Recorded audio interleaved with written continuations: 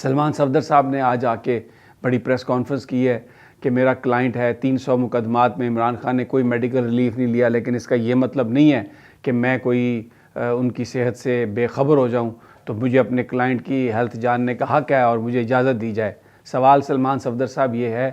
کہ جب اسلام آباد ہائی کورٹ کے سامنے آپ گئے اور آپ نے کہا کہ میں تاریخ لے کے جاؤں گا، چیف جسٹس صاحب نے کئی مہینے پہلے آپ سے ملاقات نہیں کی، تو اس کے بعد کیا آپ اوپن کورٹ میں گئے اپنے وکلاء کے ساتھ؟ کیا وہاں پر آپ نے سوال کیے؟ ڈوگر صاحب تو روزانہ اوپن کورٹ میں آتے ہیں، آپ آج نمودار ہو گئے۔